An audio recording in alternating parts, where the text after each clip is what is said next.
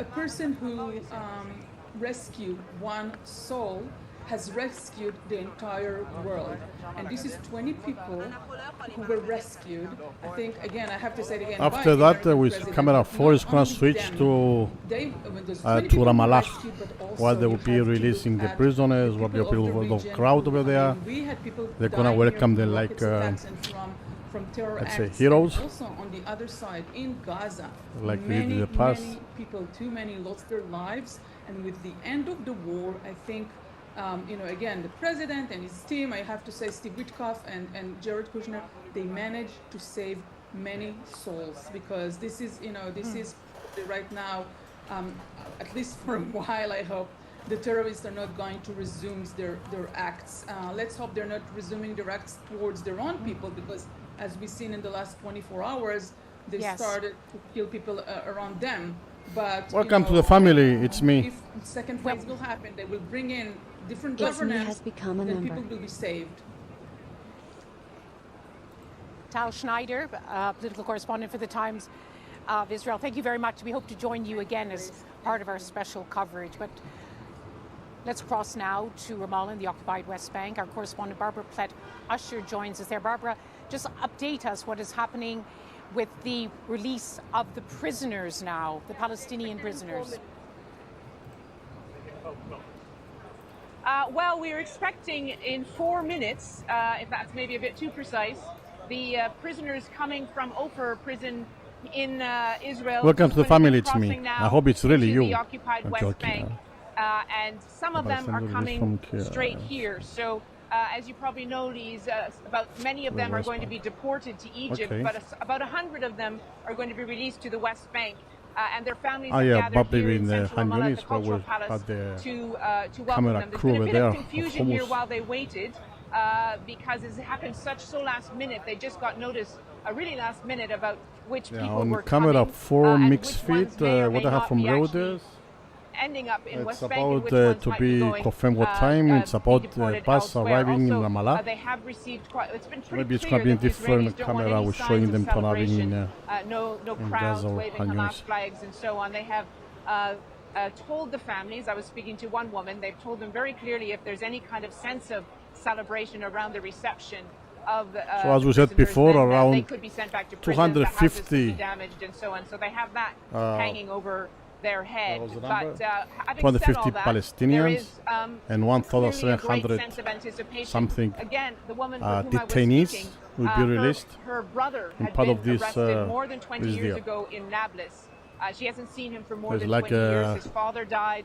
Ratio 100 to 1. His mother had very serious medical problems because of the trauma that she was going through. So he is coming back to a very different family. They are expecting to see him for the first time in many, many years. And they just got the call, like, in the last 24, 48 hours. She had the call recorded on her phone. It will calculate just the alive hostages. We are expecting them to be coming very shortly.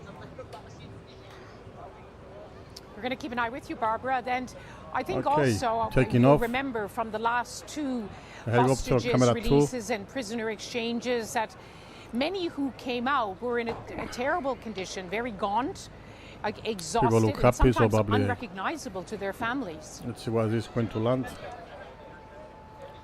Yes, that's right. Many of them were in poor medical condition, and we have heard many stories of prisoners taken in during this war who've talked about being mistreated, they say tortured in the prisons. So it's not clear what sort of conditions these prisoners will be in. So these are people who have been in prison for quite a long time. Many of them are life sentencers. Some of those being released, 5 of them have been in prison since before the Oslo Accords. So we're talking before the early 90s. They will release them later on, Alicia. First they agreed to release the live ones, and later on today they will release 128 unalive. Probably one of the most famous is Dr. It makes sense to release the ones who are alive first, and then the ones as a doctor in the northern who are part not of Gaza. alive He was anymore. documenting what was happening on social media. There's that very famous image of him sort of walking towards the tanks in his white medical coat. He's been held without charge for 10 months. Also said to be in poor physical condition. Hamas was trying at the last minute to get a few more prisoners on the list, as far as we know, they weren't very successful, but they think they may have got Dr. Abu Safia on the list. So again, there will be some question about who's coming out exactly. And as you said, what condition they'll be in. There is quite a big contingent of the Palestinian Red Crescent here, medics ready to assist in any way. Barbara Platasher joining us there from Ramallah in the occupied West Bank. As she said, we're just waiting now. I mentioned this yesterday, of this momentous day for Israel, that they did said they had a problem, finding and some hostages. beyond. I saw on YouTube videos, but I couldn't confirm it with any other sources. Negotiations to bring an end to the Gaza war have now resulted in the first phase of a ceasefire deal being implemented hour after hour. I'm Lise Doucette. We're broadcasting from Jerusalem and from capitals across this region as part of our special coverage of a day of days here in this region, which has known all too many wars. In the last few hours, the U.S. President Donald Trump has arrived in Israel. He will address the Knesset shortly, where he will emphasize again that today marks the end of the war and the beginning of peace in the Middle East. And whether or not that holds true, there is no denying that today is a day of extraordinary significance. Of course, it would be terrible not to give all the alive bodies back to the family after so long, after 2 years, feared they would never see. So they can bury them. All of the last living hostages, 20 in all, have returned to Israel today. Get time to heal. And the remains of the hostages but I will not be surprised if Hummus who died in don't have all their alive ones, or during the horrific events of October the 7th, they've been lying so long. 2023. Hopefully their they have them all. remains will soon be brought back one by one in the hours to come and in the days as well as Hamas tries to retrieve their remains. On your screen, you're seeing pictures of the military helicopters in the military base of Reem in southern Israel. As they receive the hostages from the International Committee of the Red Cross from Reem after an emotional reunion with a few members of their families. Of course, the concern now is for the emotional and physical state of the hostages.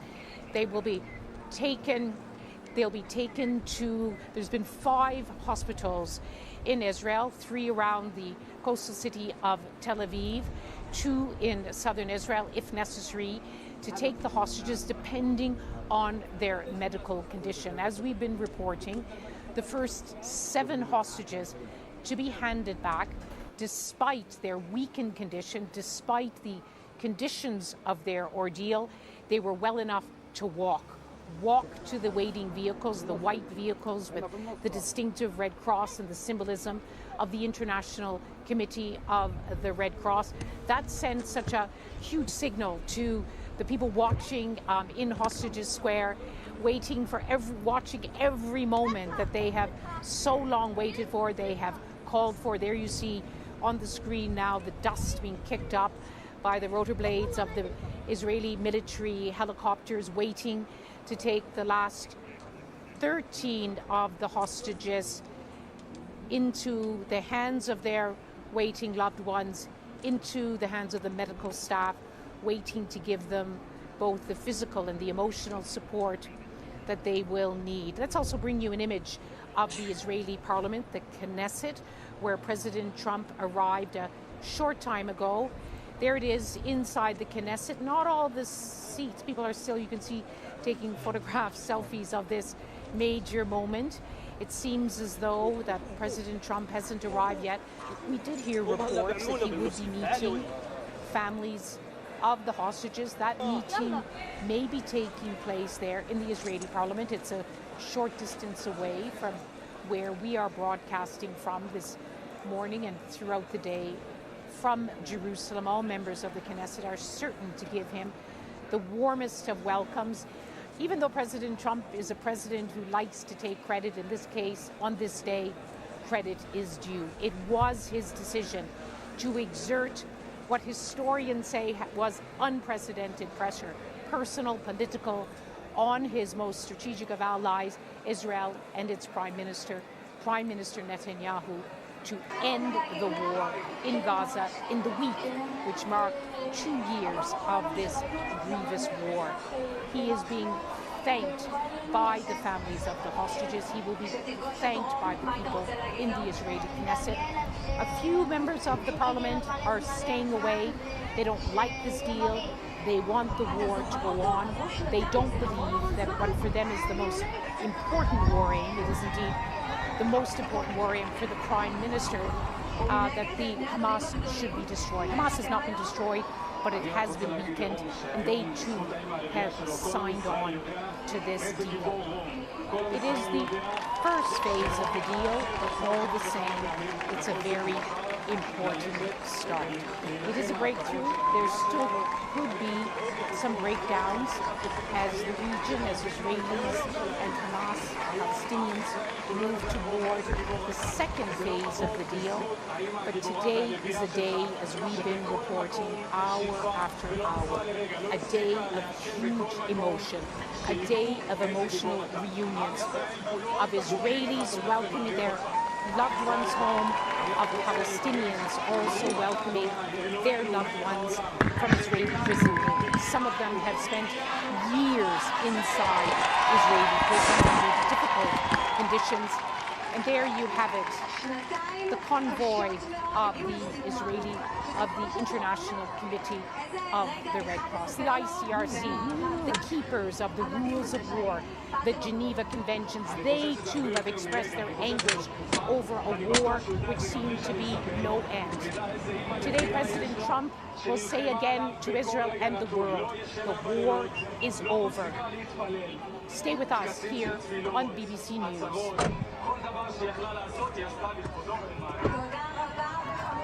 This is BBC News. I'm Lise Doucette. We're broadcasting from Jerusalem. We are welcoming listeners to the BBC World Service as we continue our special coverage of a day of days in a region which has seen all too many wars, a day where some are daring to hope that if indeed it is not, as President Donald Trump has said, the end of war, the beginning of peace in this region, it is at least a new start, a first phase of the Gaza war, a ceasefire at long last, an end to a grievous war which has been unprecedented in every way.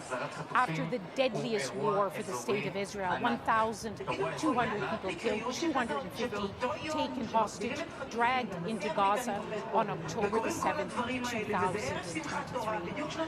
The darkest of days for the Jewish state, which was said to change this nation forever. It then triggered the longest, the deadliest war in this region. And now, at long last, in the past few hours, all 20 of the hostages, all of those who have survived their ordeal, taken by Hamas on October the 7th, have now been released to the Red Cross and then handed over to the Israeli army, and they are on their way to be reunited with their families. Hundreds of Palestinian prisoners are now being released in exchange, according to the terms of this deal, in exchange for the hostage releases. Some 2,000 in all will be released by the end of this day. Donald Trump is now in the Israeli Knesset. He's expected to address the Israeli parliament shortly, and he is now meeting families of the hostages, the families who have been cheering in the square, thanking the U.S. president, holding him, giving him credit for bringing a day they feared they would never see. Huge emotion spilling over in that square of squares, Hostage Square in Tel Aviv. My colleague Clive Myrie is there. He's been there for the past few hours, where the cheers have gone up, the tears have flowed whenever the images come on the big screen that the hostages at long last are coming home, and they are home. Clive Myrie, just bring us into the mood of the square. Yeah, incredible atmosphere here, Lise. I have to say, you talked about the cheers and the laughter and that sense of excitement every time a new development is announced. Well, there's a huge, great, big Frank screen Cortina has become back a member. over there. At DD and Cyprus, the one news click in still the has the last best few streams minutes on the that planet. some of the Thank you very much for your initial kind words, batch of Frank hostages that Cortina. have been Thank you very much for released 14 today, months. that they have finally Thank you for met everything you do. their loved Thank you. ones, relatives and friends. Some of the images beamed up of those reunions. A massive cheer went through the people here and reverberated right around this square, dubbed Hostages Square over the last 2 years. It's just a very humble plaza. It's quite nice, but it's a humble plaza in front of the main art museum here. But it has taken on a sort of totemic feel. It's become so important in the life of Israelis over the last 2 years as a place of solace, as a place where people can come and share their grief, their outpouring of sorrow about what's been going on and about the hostages who were held for 2 long years over the border in Gaza. But today the news is of celebration. It's been unbridled good news by and large, but we do know that the remains of 28 hostages who didn't survive their ordeal, either on October the 7th or while in captivity in Gaza, their remains are going to be repatriated over the next few hours and possibly into tomorrow and the day after. I've got with me now Gilly Roman, a special guest here on the BBC News. His sister Yarden was kidnapped and returned in the first tranche of hostages who were released, and I remember being here covering that story. It was a breakthrough at the time. Absolutely. 2 years ago, huge.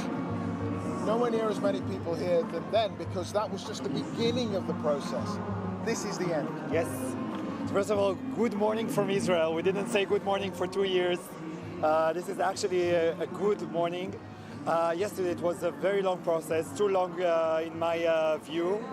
And we can see here the spirit of the Israeli people. What did they want? They want the hostages back. They want the end of the war. They wanted to move forward. We didn't want the war to begin in the first place. We didn't ask for this war. And you see the spirit here, the rejoicing, the people here with all the air coming back to their lungs so they can feel revived again. It's a very, very special place. And as you said, this place for the last 2 years, I've been here every week, sometimes every day, was a place of struggle, of all the heaviness of the load of the world was on your shoulder when you enter the square of agony. And now we are flipping this upside down. And just a few minutes ago, we crossed the main bridge. There were no living hostages in Hamas hands anymore. There are no living hostages in Gaza anymore. They are in safe hands. They don't know what are safe hands, what are good hands for the last 2 years. Now they will know. And as you said, we already see some pictures of the families. I remember that very, very well. How you felt? Yes. It's like really, I can identify with the families. I think that only a very small bunch of us understand exactly what they are feeling, this anticipation and this moment, because all this time, for them it's 2 years, for us it was 2 months, between life and death, and in a second, it's life, and it's secure. And you see them coming into Israel, and then you see them face to face, you hear their voice, you touch them, you hug them, you can listen if they are okay, you see that they are standing. It's incredible. It's really a very high level of acceleration. And I think that the amazing thing here is that we all share it. The whole nation share it. And I think it's very important that people understand that about the Israeli people. This is our spirit. This is what we want. We didn't want anything else. And there were many speculations. What do we want in Gaza? We didn't get Gaza. We didn't occupy Gaza. We didn't did any transfer. We wanted our people back. We wanted Hamas off power. If we got it, we are happy. And you can see what makes us happy. This is who we are. And I think it's very exciting. Thank you, to see Frank, that. for your kind words. Thank you very much. I can hear your excitement. Thank you so much. Gilly Roman there. Thank you for joining us. And with that, it's back to you, Lise.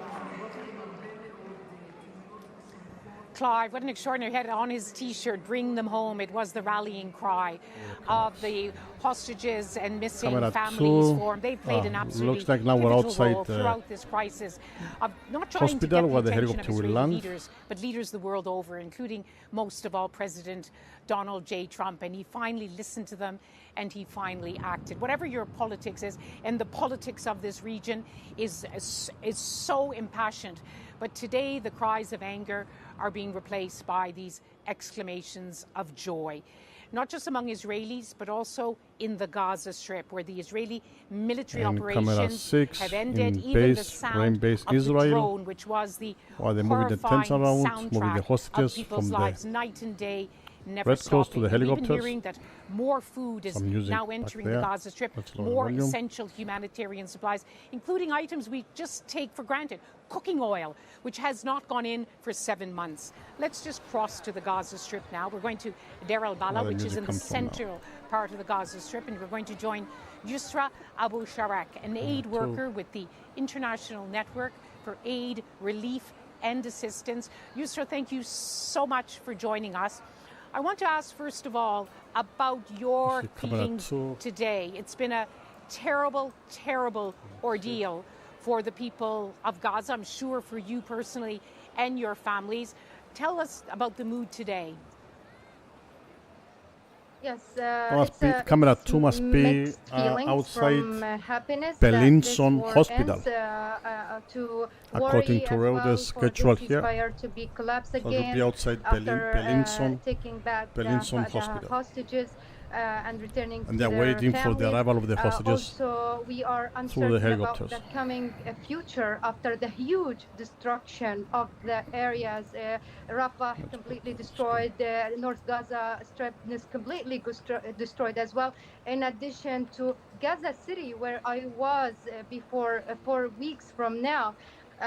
And I've displaced for the 10th time, and I now shifted at the 10th place.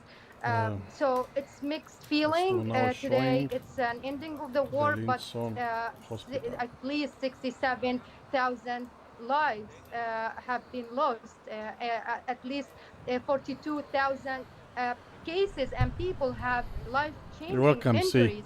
And still, we have at least 10,000 hostages and Palestinians in the prisons of Israel. So for Gaza, for people in Gaza, it's not yet ending. It's the start of a very complex and very I'm glad to keep myself busy so I don't fall asleep. No one on Have the a long ground day now is coding certain last about their few future months after this huge my software, punishment and plus I have to catch up with the destruction, streams. because nothing could justify what happened on and Plus, again. I was doing virtual Gaza, tour for a big over company in the past Cyprus 2 years in for row. 2 big villas. The suffering is unimaginable. Even the numbers that you cite, Yusra, But are today, the beyond day so far is compare. The devoted deadliest to war the release for of the this, for hostages. Gaza, which, as you know, to this stream. has survived all too many wars. Let's focus on today, the kind of aid Okay, work some you're doing. movement on camera Can you 4. already feel that more aid is now IDF. entering, that it's now becoming a bit easier to distribute the aid, even though so many of the cities, as you say, now lie in utter ruin? Yeah, it is time for lunch actually. As of now, like the scaling up of humanitarian aid is not yet started. Only the commercial lines happening. But hopefully during the coming few days, the scaling up on trucks to have at least 600 to 1,000 to truck to enter to meet the dire need of people here on the ground, from sheltering to food to everything, single thing. As you've said, the things that are taken for granted, like cooking gas. We've been fire cooking for at least 7 months now, which is unfair also for the health, for the infrastructure that we are going through. So yes, we are hoping that the humanitarian aid is scaled up, and all humanitarian organizations should work together in very close coordination to ensure that the impartial and dignified distribution of these aids is started. Unfortunately, one of the very main challenges that we may face is the infrastructure and the premises, as the destruction is huge and there is no enough storage capacity. There maybe the information system as well is destroyed and damaged. So we may face a lot of challenges, but especially for Inara, as we are working with the children, one of the main challenges that we were facing for 2 years is how to maintain their mental health and psychosocial So the conditions. latest news, the And imagine first of like providing 38 HP and buses assistance while they are carrying hearing the released bombing and the sounds Palestinian of the drones, detainees and they crossing to facing hunger Gaza. as well. So now we are hoping That was that we breaking news would from scale Reuters up, 6 minutes ago. especially in this area of healing and supporting the mental health and Okay, psychosocial camera 2 on conditions. the ground So we are outside hoping Bellinson that Hospital. more sustainable and impactful Bellinson, totally correct. effects we Yes, could Bellinson achieve with Hospital. those children that were experiencing very complex and deep trauma during the past 2 years. They lost their normalcy, they lost their academic life, they lost their beloved one and friends. So it's not an easy thing or support to achieve for them during the coming future. So we are so hopeful for the coming period to be supportive to us, and for everyone at international community level or here locally to support the humanitarian organizations to do the work they supposed to do. But unfortunately they were so challenged during the very horrific situation during the past period. Yusra, I think I speak for all of our viewers that we hope so too, that the children of Gaza, that Inara has been trying very much to help in the middle of the war. Now that the bombing has stopped and the drones are not in the sky, the war is going crazy, begin basically. to Frank, try to heal the wounds of children who have survived I don't know. We need war, some although so many have not lived to restart see or reset, this but day. hopefully not by Important day, a day which has begun in Israel, and later in the day it will shift to the Egyptian Red Sea resort of Sharm el-Sheikh. It is a city that has seen at so many points in decades where the peacemakers have gone to try to rescue processes which have been in distress. And yet again today, the United States is describing it as a ceremony of peace. 20 leaders from the Arab world and beyond are attending. We found out yesterday that the Palestinian President Mahmoud Abbas will also be attending. Let's go there now to join our Middle East correspondent, Hugo Bachega, who has also reached Sharm el-Sheikh. And Hugo, first of all, we understand there's been some breaking news in terms of who will actually attend this ceremony on the Red Sea coast today.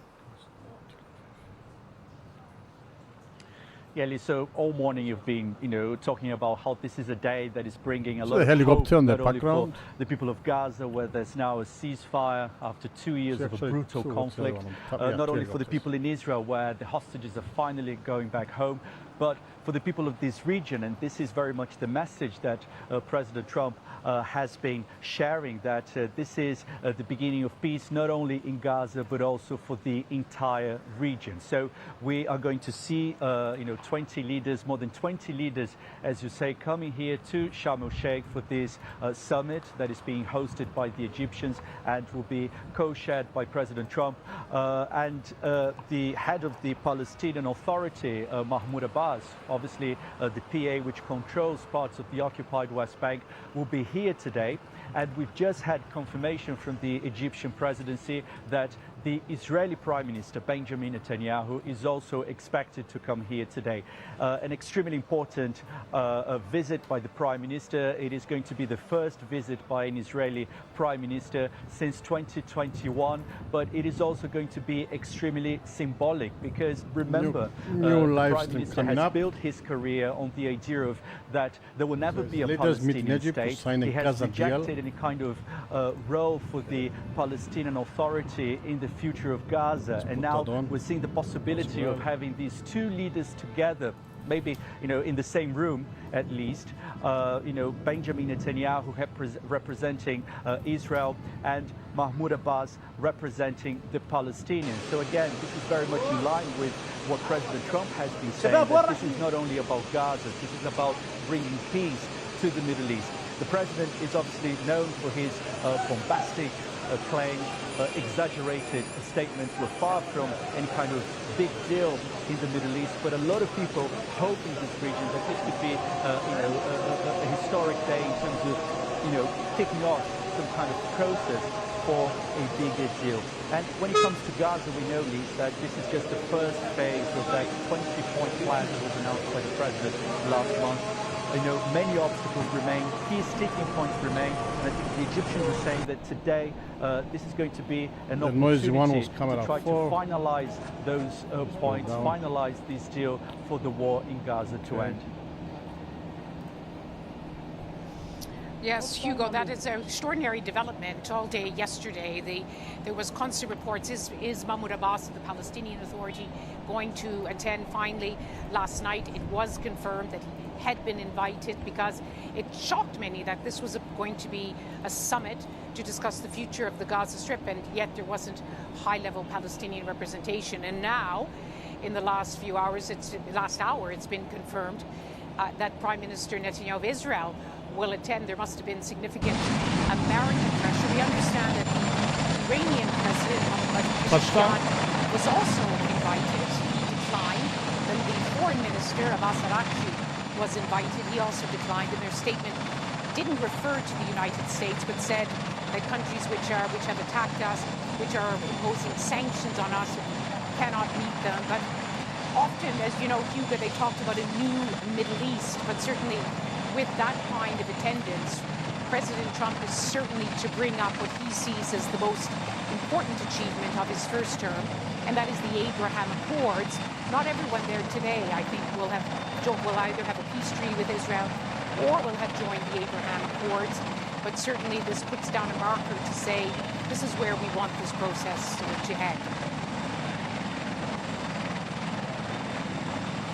Exactly, and let's not forget that we're here today because of the personal involvement of President Trump in these negotiations for a deal in Gaza. He put pressure not only on Hamas, but also on the Israeli Prime Minister, Benjamin Netanyahu. He, decided to employ the power, the influence that only the Americans have, something that a number of American presidents were reluctant to do in the past, essentially telling the Prime Minister that it was time to reach a deal. And the president, we know, is very much interested in expanding the Abraham Accords, perhaps normalizing relations between Israel and Saudi Arabia. But there's also, the point of what happens next, not only in terms of Gaza, but what happens next in relation to this decades-old Israeli-Palestinian conflict. So it is going to be a significant day today if indeed the Israeli Prime Minister comes to Sharm el-Sheikh with the presence of the Palestinian Authority President Mahmoud Abbas. But again, it shows that, the power of the involvement of the American president. And this is going to be a victory lap for President Trump. He wants to be seen as the man who brought, the war in Gaza to an end, a war that has, divided people not only in this region, but all around the world. And now he's positioning himself as the man who can, kick off some kind of process to try to normalize relations between Israel and the rest of the countries in this region. It is obviously a very difficult process, many different players involved. We've just mentioned Iran, which is obviously a key regional player. And in terms of Gaza, those key sticking points remain. So I think today, as you were saying, there were questions yesterday about the lack of representation of the Palestinians, also the absence of an Israeli representative here. So perhaps this, the news that both Mahmoud Abbas and Benjamin Netanyahu are going to come here to Sharm el-Sheikh, there is the possibility that some progress can be made in terms of trying to tackle those key sticking points when it comes to ending the war in Gaza, the future of Hamas, the scale of the Israeli withdrawal, and who is going to govern Gaza. So these are very difficult negotiations. Again, the deal that we've seen lacks details. There's no time frame, no plan for what happens next in terms of these negotiations. But again, the Egyptians are saying that today will be an opportunity to try to come together and finalize those terms for the war in Gaza to end. Hugo Bechega in Sharm el-Sheikh. We'll, of course, be going back to you throughout the day, especially when the ceremonies move there. It is a day full of symbolism, full of ceremony. We'll have that image later today. Now, not just of American and Western leaders standing shoulder to shoulder with Arab leaders. Now, the Israeli Prime Minister Benjamin Netanyahu will also be in those photographs of today, meant to mark. President Trump has called it the end of the war in Gaza, the beginning of peace in the Middle East. The symbolism will say that. A lot more substance to go, but there is no denying the significance of this day, with many daring to hope that at last there can at least be a few steps towards peace and away from war. And the last few hours have been moments freighted with emotion. A day, most of all, a human moment of reunion. Let's just look at some of the first images that we have of Israeli hostages meeting first of all, the Israeli Defense Forces, their first contact with Israelis. This shows Guy Gilboa Dalal and Alan Ohel, the pianist, meeting with an Israeli army representative. Both had been taken from the Nova Music Festival. That smiles from the hostages home at last and taken there through the hands of the International Committee of the Red Cross. And that strange duality that the Israeli military base, where we have seen the dust kicked up by the Israeli military helicopters as they fly the hostages over to the medical care, the emotional support, the reunion with more members of their families that they have long awaited for. Reem is also the site of the Nova Music Festival. 11 of the 20 living hostages had been seized from that music festival, a moment of celebration, which had turned into a slaughter on October the 7th, 2023. At this moment, we are also waiting for the American president to address the Israeli parliament, the Knesset. Let's just take a look at the scene there. People still milling about. We understand that inside the assembly, 1974, Cyprus Donald Trump, President Trump, is meeting the families of the hostages. We understand that he asked to meet the hostages themselves, but it was the medical opinion and the family's opinion that would just simply be too overwhelming for they try to bring on now with the European Union because just too much money was spent for billions was spent for Ukraine, which is not even part of Europe yet. We are part of Europe for many years now. With the US and president we was still the only simply divided too country much. in For now, Europe. it is the intimate moments of meeting So their that's families, something that, embracing their loved Europe ones. has to look into it. It's been 51 years. A national moment. Images and Since emotions we've been which are divided going across this illegally region and by a war. around the world. A moment which only weeks ago many believed would never happen, as there were statements that this grievous war in Gaza could actually grind on to the end of the year and into the next. It took an unprecedented international momentum pushed by President Donald Trump to get the Israelis and Hamas in indirect talks over the line. You're watching BBC News. Stay with us.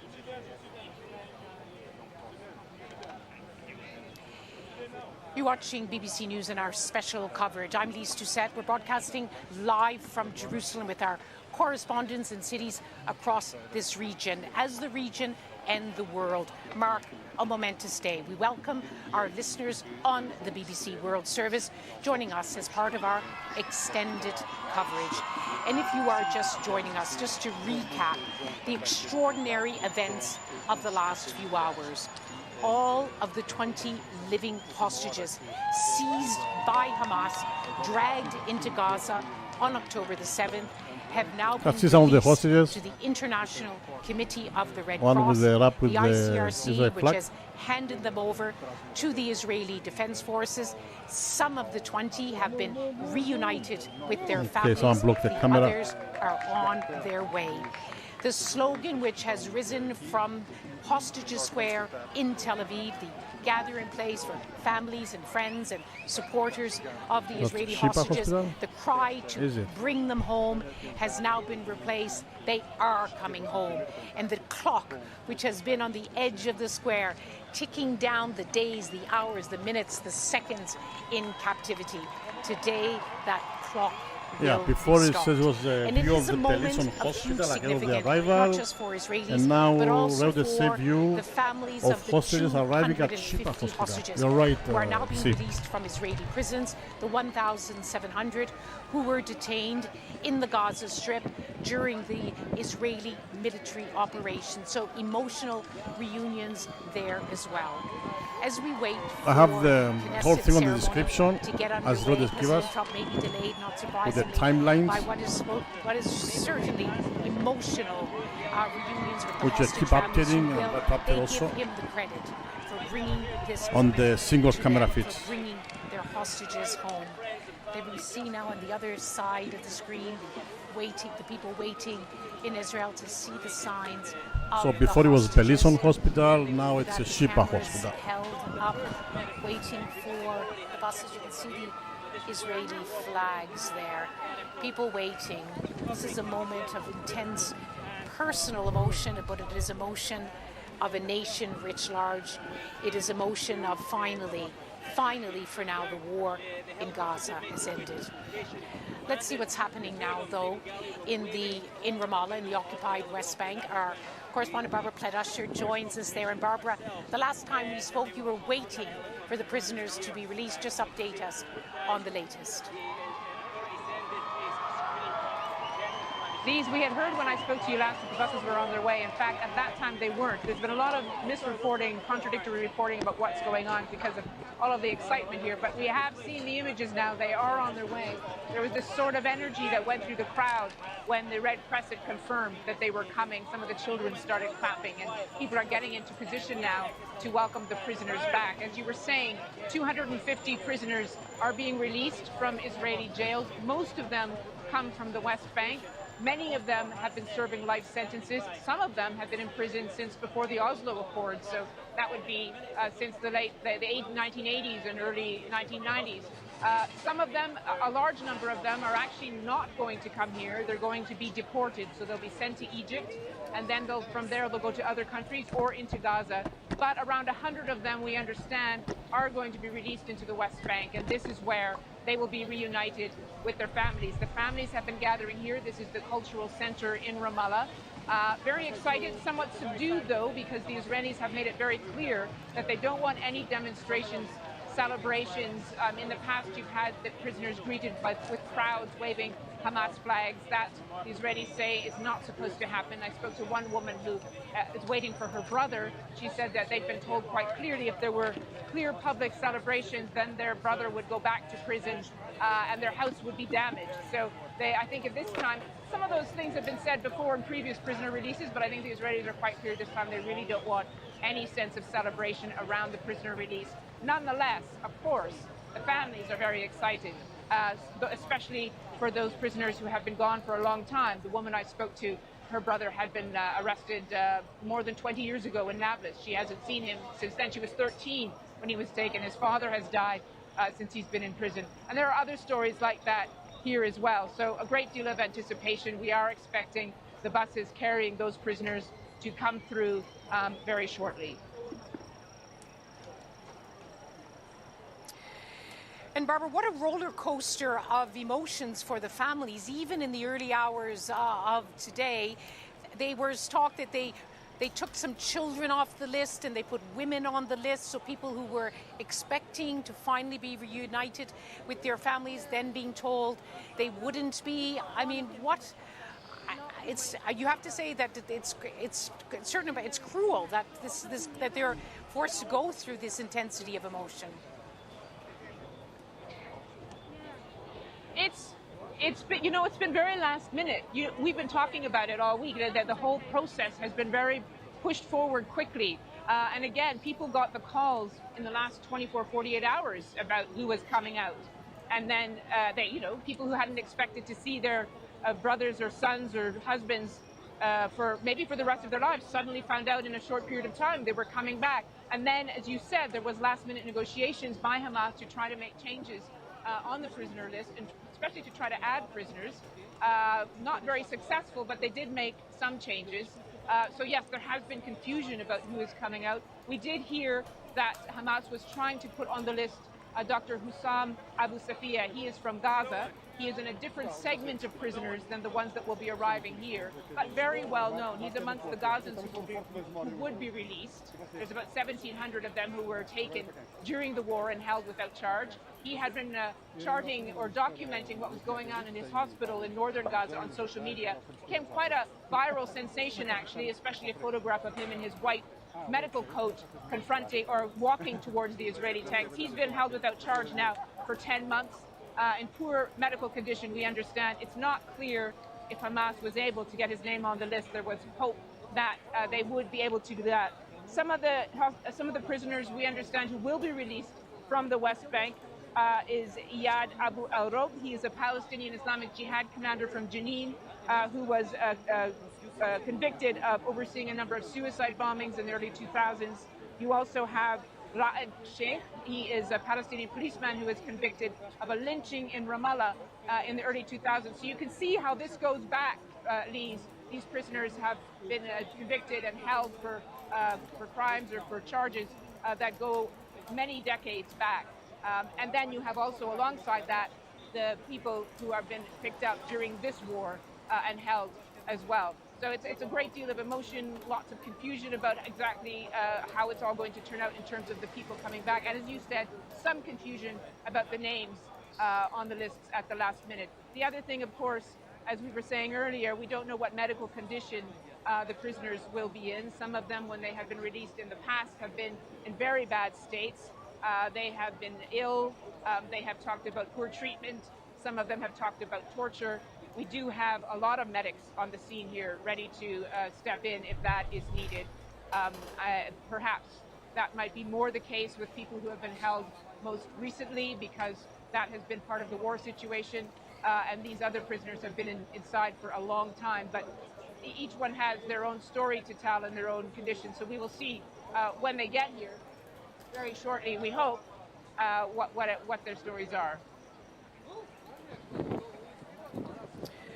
Barbara Platasha, thank you very much for joining us from what you described as the subdued environment at the cultural center in Ramallah in the occupied West Bank. Palestinian families being told that they're not allowed to wave flags, they're not allowed to celebrate.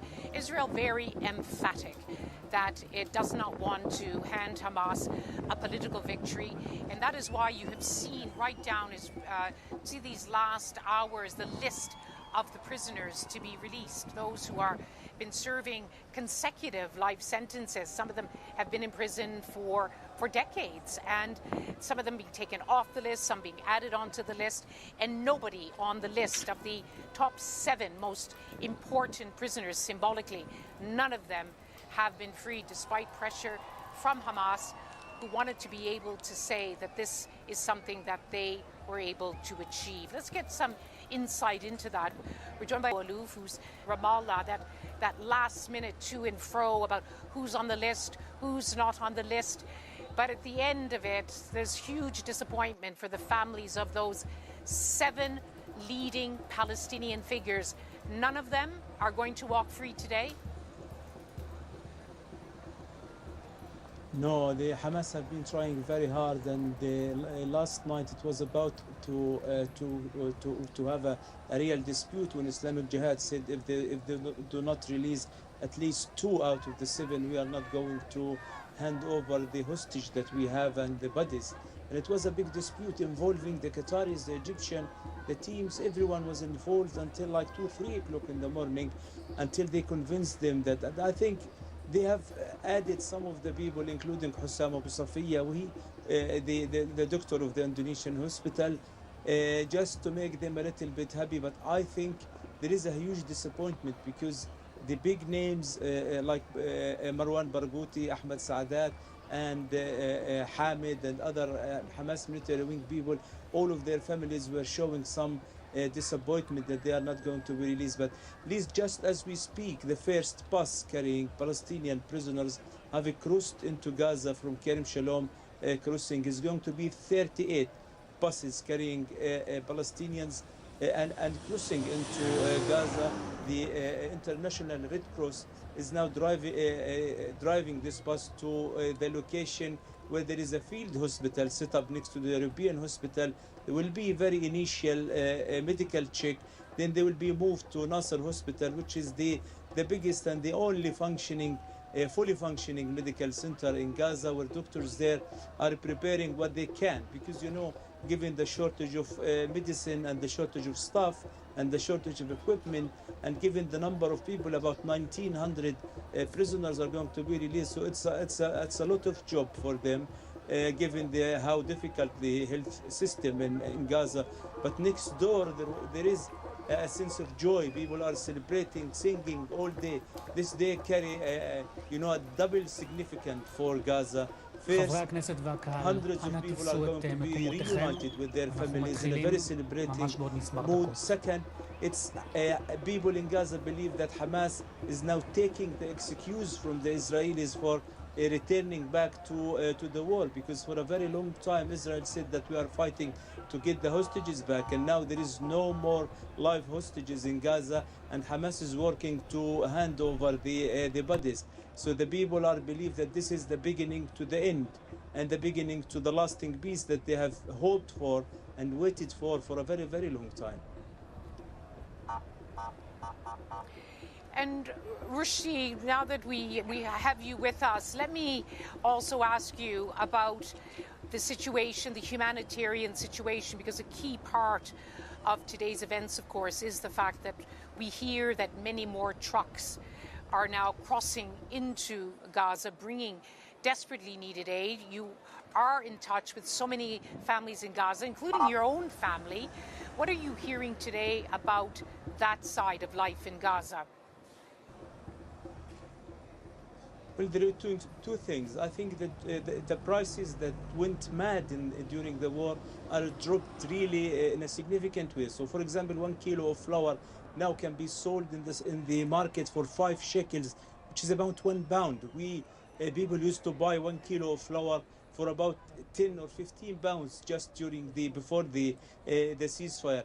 We understand that the first 5 days following the hostage prisoners exchange, Israel should increase the number of trucks coming into Gaza for about 600 trucks. The people in the other side of the crossing, in the Egyptian side, are showing thousands of trucks are lining up in the way into Gaza. We have seen 430 trucks entered Gaza yesterday, including for a first time in a very long time, cooking gas and some fuel for the hospital were allowed. But many items that Israel did not allow during the war, which they call it the double use products, including like some cement and building material, also some clothes and other items that needed to be added to the Israeli list that allow into Gaza.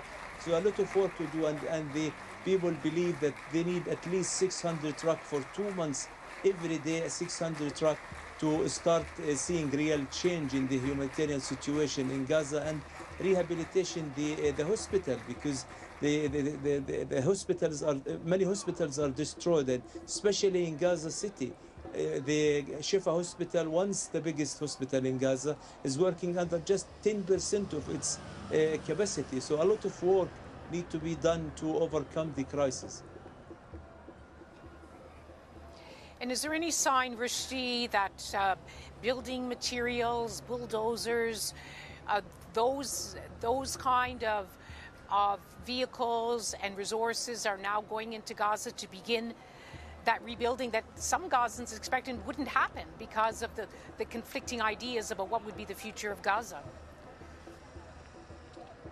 Well, I mean, there is no way to rebuild Gaza very quickly. 90% of Gaza is destroyed. What people need now is heavy equipment to be able to, take the bodies out of the destroyed building. They believe about 9,000 people or missing people are still underneath the building.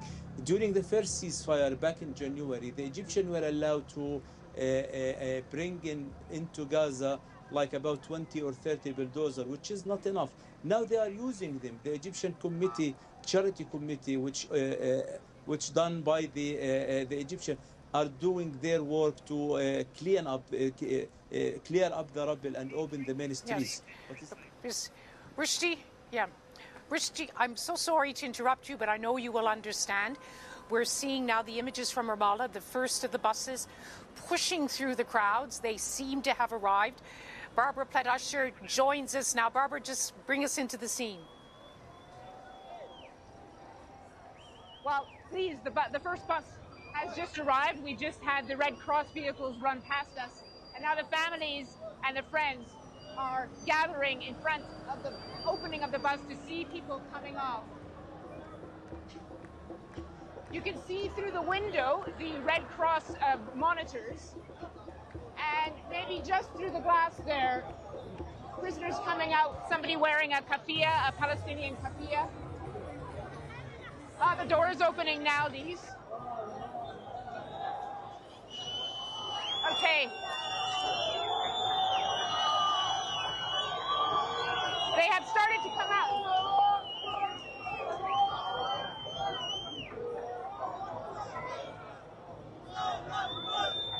So 250 Palestinian prisoners released from jail, many of them having served life sentences. Only about 100 of them being released to the West Bank. That's these prisoners here. Their families have gathered at the Ramallah Cultural Center, which is where we are, to greet them, all wearing the Palestinian kafia, as you can maybe see through the glass of the glass. Tremendous amount of excitement and joy as they are being received. As you know, of course, for the Israelis, this is a difficult moment because they see many of these prisoners as terrorists, but for Palestinians, these are sons, husbands, brothers, people who are part of a Palestinian collective culture. Many Palestinians have been in Israeli prisons. Most of them know somebody who has been. And now to have prisoners released is a moment of real joy and excitement. Again, as we were saying earlier, Lise, they got this information quite last minute. They thought that some of these people would be in jail for the rest of their lives, or certainly didn't have any idea that they might be coming out at any time. And suddenly, here they are.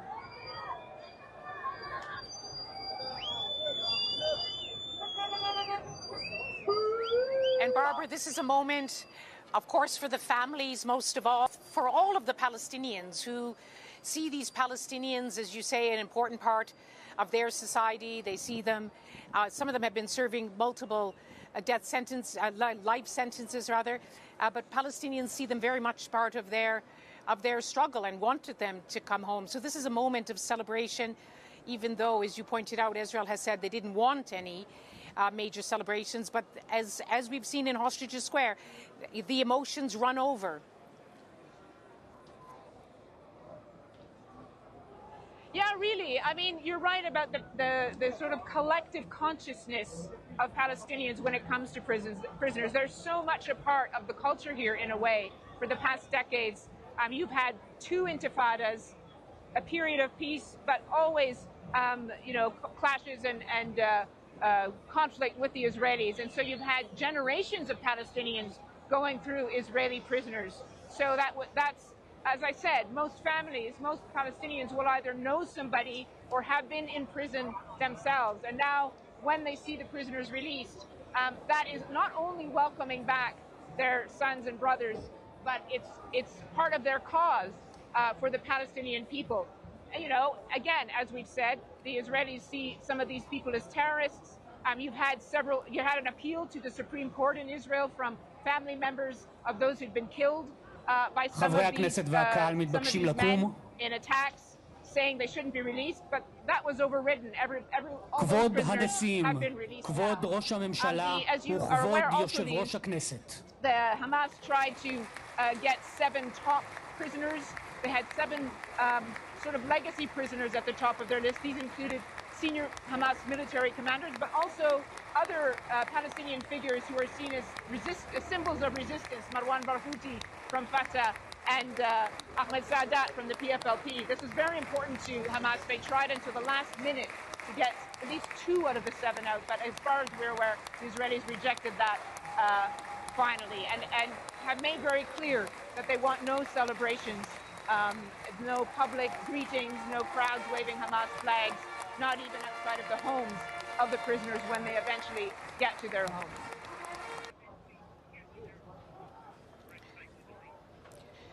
So, Barbara, we heard that there were 38 buses, some of them going in Gaza, some of them into the West Bank. You mentioned 100 prisoners, and out of the 250, many of them will be deported. Let's now return to the Israeli Parliament, the Knesset. Prime Minister, the President Trump, going to the podium, escorted by the Speaker, and then the President, Isaac Herzog, taking their places in front of 3 Israeli flags. The members of the Israeli Parliament rising in standing ovation. The bugle sounds.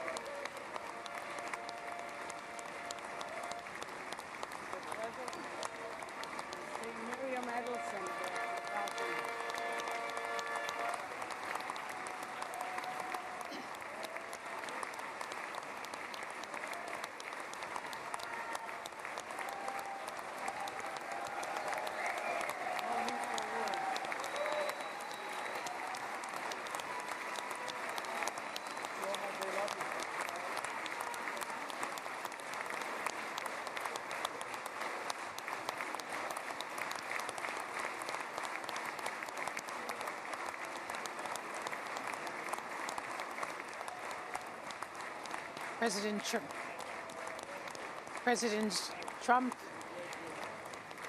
Well, let's listen in. נא לשבת.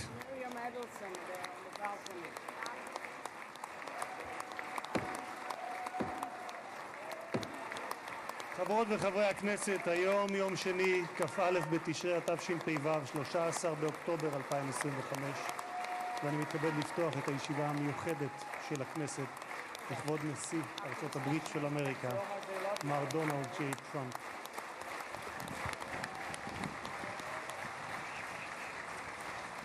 President Donald Trump, this is the moment he wanted to see, his victory lap after his unprecedented push to truly bring the war in Gaza to an end, and it has ended for now, as we've been reporting this morning. There is a ceasefire. All of the Israeli living hostages are home. Hundreds of Palestinian prisoners. Knesset, take seats. Let's listen in. כבוד נשיא המדינה יצחק הרצוג, Members of Knesset,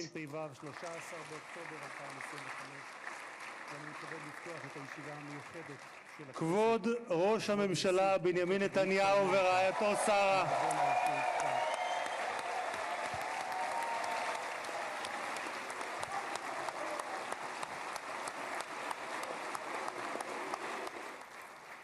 חברות וחברי הכנסת, בטרם נתחיל אני מזכיר שישיבה זו היא ישיבה מיוחדת ולכן לא יהיו בה הפרעות. מי שיפריע יוצא מאולם המליאה ולא יורשה לשוב אליה עד תום הישיבה. לא תהיינה אזהרות. I will ask everybody to be seated. Anybody who will disturb this session, may I ask you now that we will now be respectful to, of course, President of the State of Israel, Mr. Yitzhak Herzog, and to, of course, President Trump as well. Prime Minister Netanyahu, of course, and his wife, Sarah.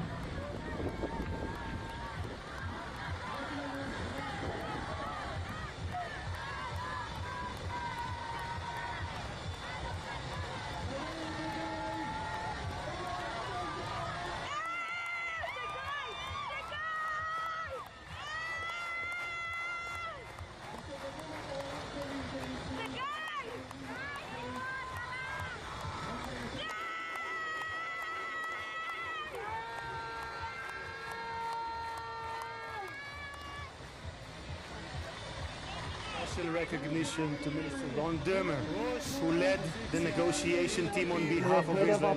Thank you, Ron. Mr. Lapid and Secretary his wife of Leahy, State Marco Rubio, ministers and Knesset members,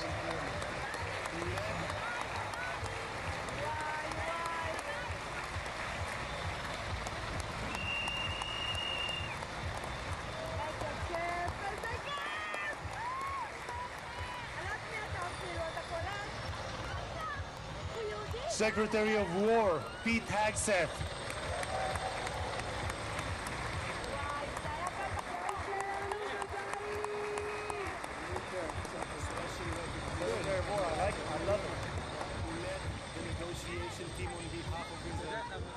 Chairman of the Joint Chiefs of Staff, General Dan Kane, Secretary of State Marco Rubio,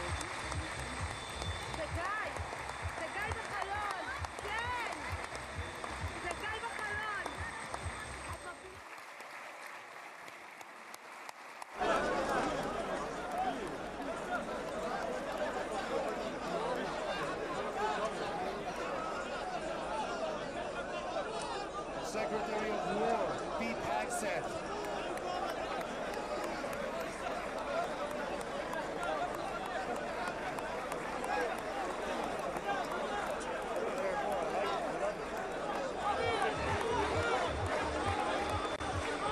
Chairman of the Joint Chiefs of Staff, General Dan Kane, and Jared Kushner, who is here with his wife Ivanka.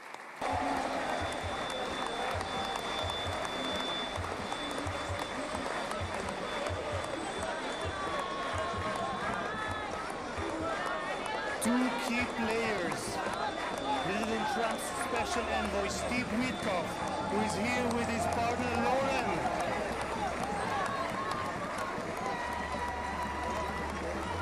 And thank you guys for everything that you have done to bring about this day. Ambassador of the United States to Israel, my dear friend and my absolute favorite rock star, Mike Huckabee, and Jared Kushner, who is here with his wife Ivanka.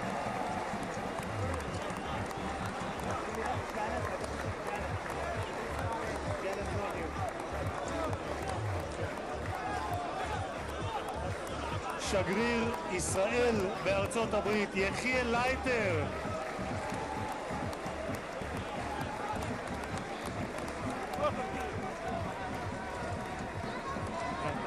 Thank you guys for everything that you have done to שגרירים וראשי משלחות זרות, ראש עיריית ירושלים משה ליאון ורעייתו סתווית, סגל א' של המדינה, ראשי גופי הביטחון, אלה שנמצאים איתנו ואלה שבשטח, הרמטכ"ל רב אלוף אייל זמיר,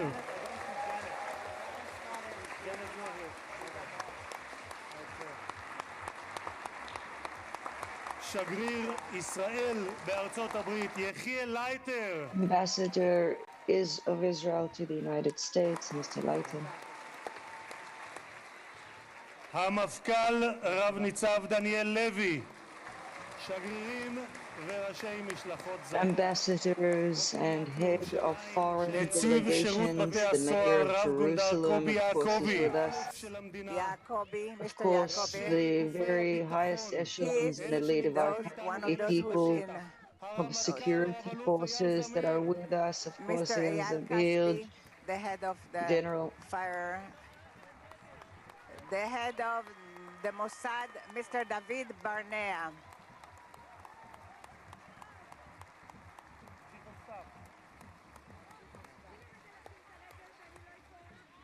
המפכ"ל רב ניצב דניאל לוי, Police Commissioner Levy, of course, is with us. The head of the Head of the General prison Zini, the head servants, of the General Kobe Security. is with us. Oh no, Great he's in the success to field. you. He's one of those who are in the field, actually. Head of the firefighter forces, The Kaspi. head, Mr. Gal Hirsch, the head Head of the headquarters Mossad, for the Mr. abductees. David Barnea.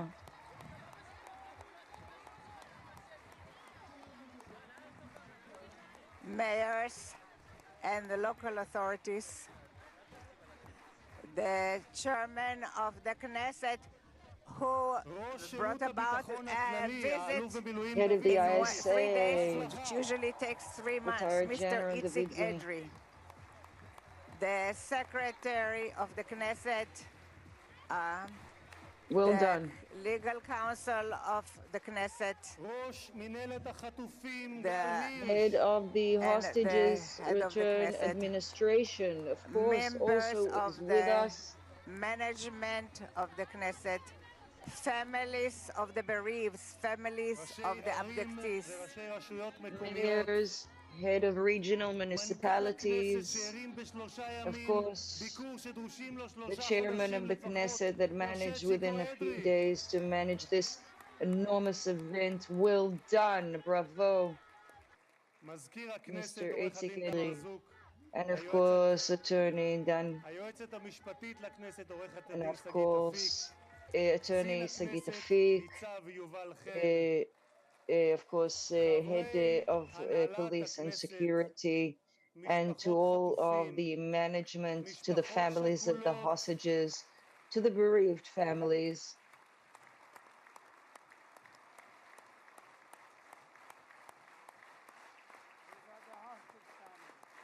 And the bereaved families also.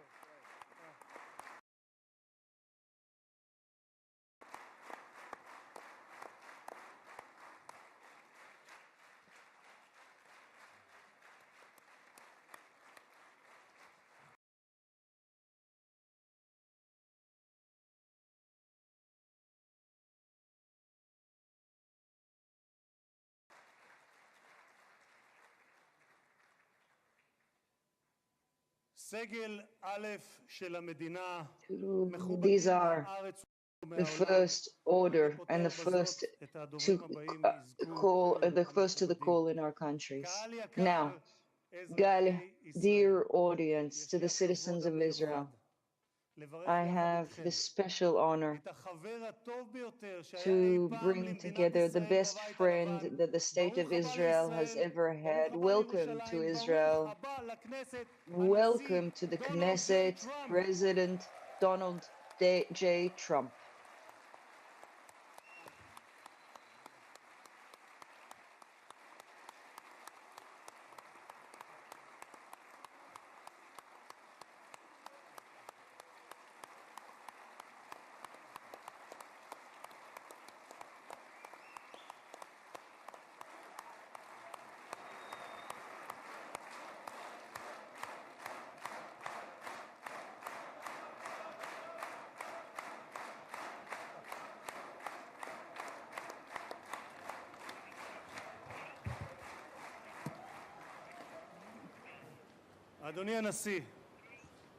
Mr. President, I'm going to ask you, thank you now. You're watching BBC News. We're welcoming our listeners now on the BBC World Service. I'm Lise Doucette in Jerusalem, and you're watching special coverage of the Israeli Parliament, the Knesset, where the US President Donald Trump is about to address the Assembly. And we are honoring this moment and extending our thanks to you, Mr. Trump, President Trump. We were exiled for many years from our land, but throughout all of the years, we always thought of Zion, of Jerusalem, the capital city of our nation, our beating heart throughout the generations. And this, we always say, B'Shana Chadasha B'Yerushalayim, in a new year in Jerusalem. So this day marks a new day, and now we have this visit now from President Trump honoring us and recognizing Jerusalem's significance as our capital. You made a promise, and you kept that promise. Many have made that promise, but you kept it. That you kept that promise, that you moved the U.S. Embassy to the unified Jerusalem, and we thank you.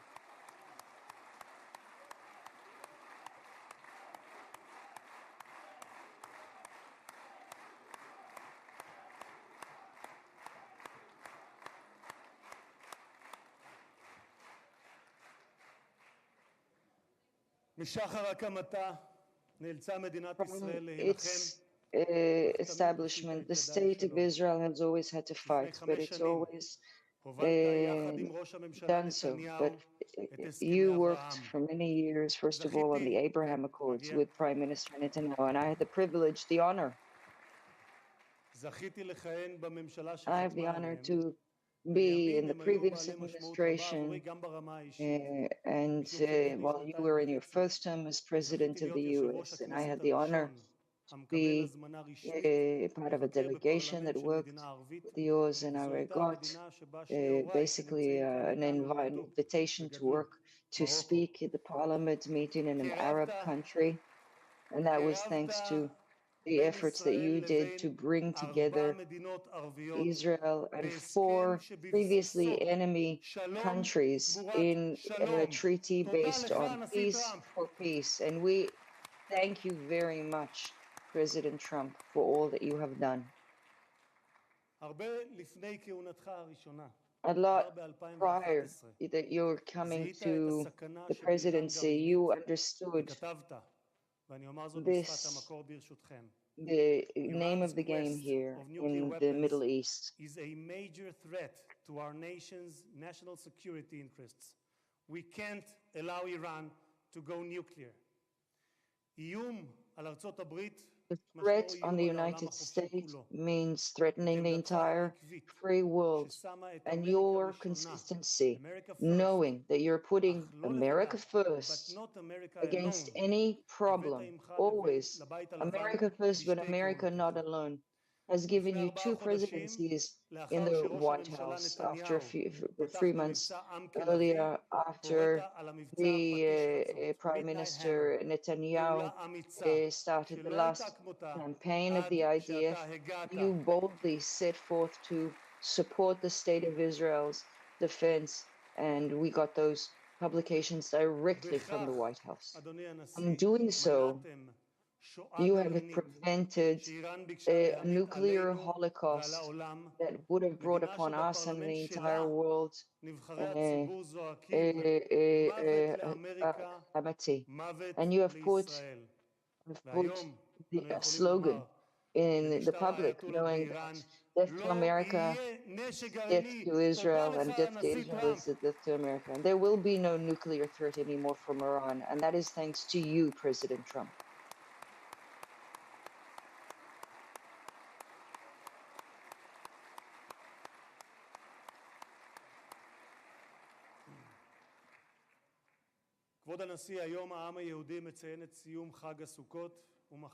Now we are celebrating, as you know, in Israel, the end of the Sukkot holidays. This is an important event. Tomorrow we will celebrate Simchat Torah. And Simchat Torah 2 years ago was the most horrific day in our nation's history. And many people I encountered, the people who also saw and witnessed the slaughter, and I went to visit those sites myself physically. Jared and Ivanka went to visit. You can see the names of those taken hostage from the Nova Party. We were in Kfar Aza. We saw destroyed and scorched homes, sites, and atrocities that are beyond imagination. Infants, women, and the elderly all massacred, meaning the devil not only murdered but took pleasure and took satisfaction from extracting pain from our brothers and sisters.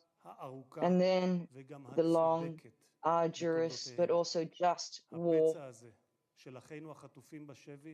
to bring back our brothers and sisters taken hostages in that terrible October. That was a harsh blow that Israel could not overcome. Moving from hope to despair until this very morning for 2 years, day in and day out.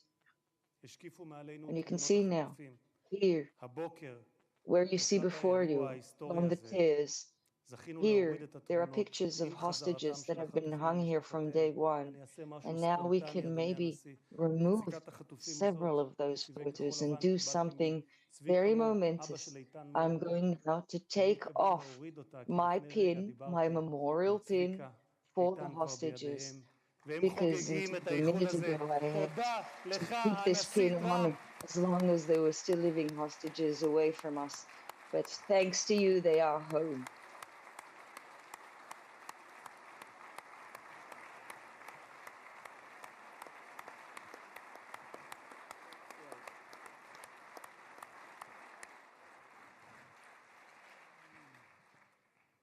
Mr. President, you stand before the people of Israel not as another American president, but as a giant of Jewish history, one for whom we must look back 2.5 millennia into the mists of time to find a parallel, Cyrus the Great.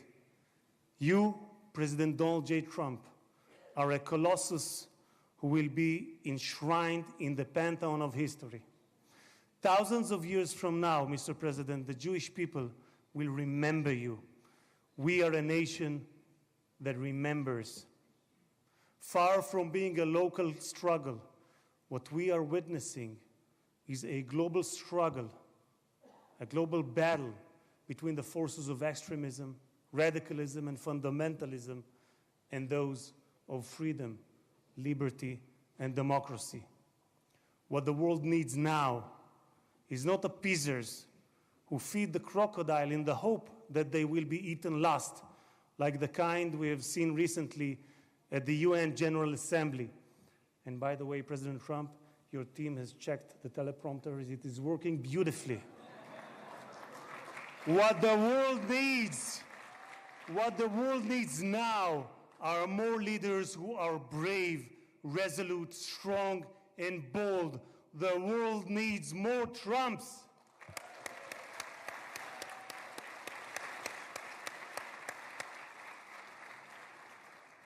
Mr. President, with your permission, I would like to take this moment to address Prime Minister Netanyahu.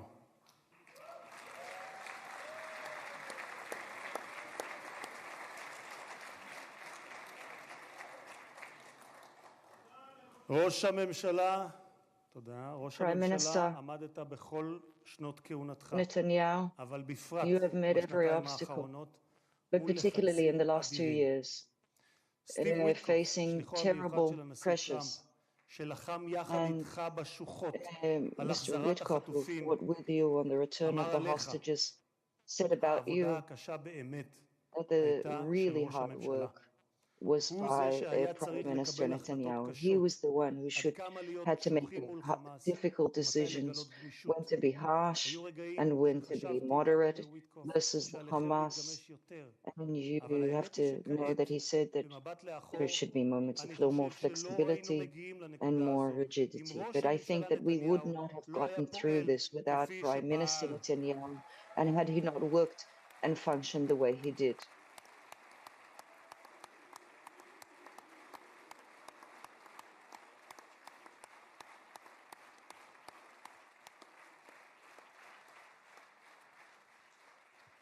World that thanks to you we and also my president said, Mr. Witkoff, meaning he was referring of course to Trump, said that Trump was also a man who was bold enough to make decisions. And we are here because the Hamas didn't have a choice. That's it. They had to make this agreement. They were forced. The pressure on them was terrible. And that's why we have such a strong military. The IDF has moved forward on the ground, and that's what Witkoff and others have affirmed, have stated to the Prime Minister Netanyahu yesterday on his way to Israel. President Trump sent you the right time. And I'm proud to say here before the world that thanks to you, we have reached the many agreements that we have come to. Thank you.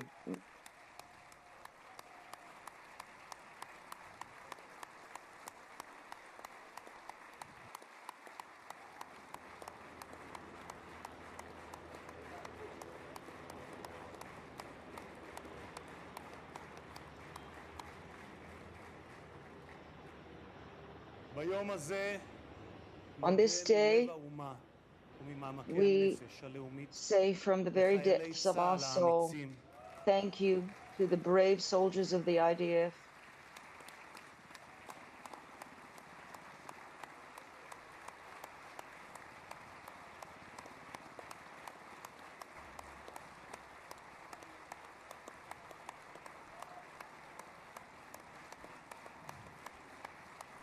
We will thank to the IDF brave soldiers who fought like lions and endangered their lives in order to protect the state of Israel.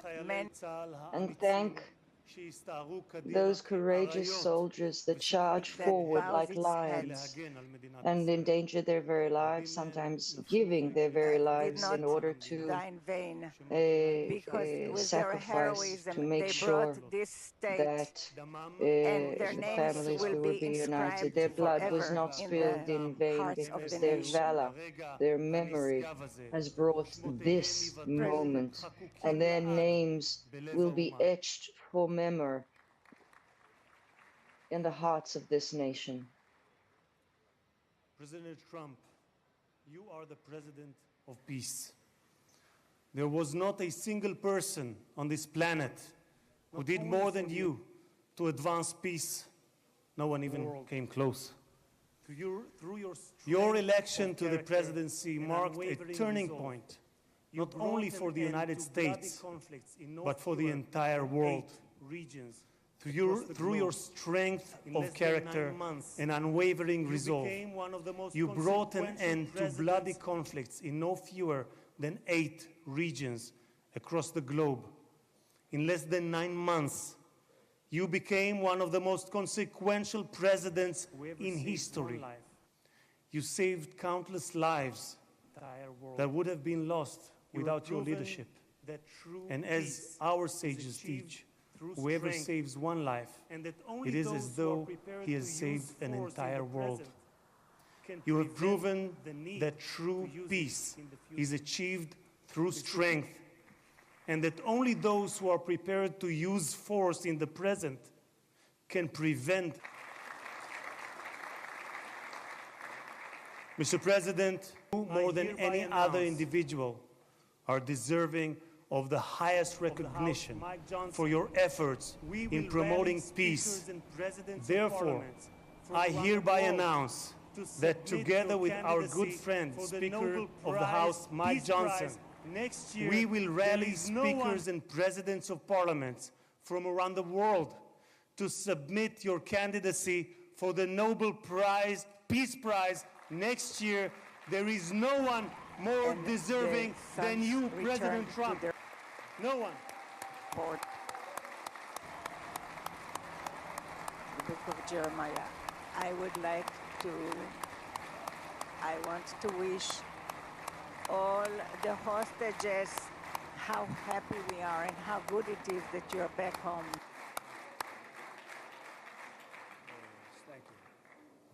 אדוני הנשיא, אנחנו ניצבים בפני ההיסטוריה ברגע נשגב שיחקק לדורות. Mr. President, we are at a historic moment. This is a thrilling moment. On this day that we all brought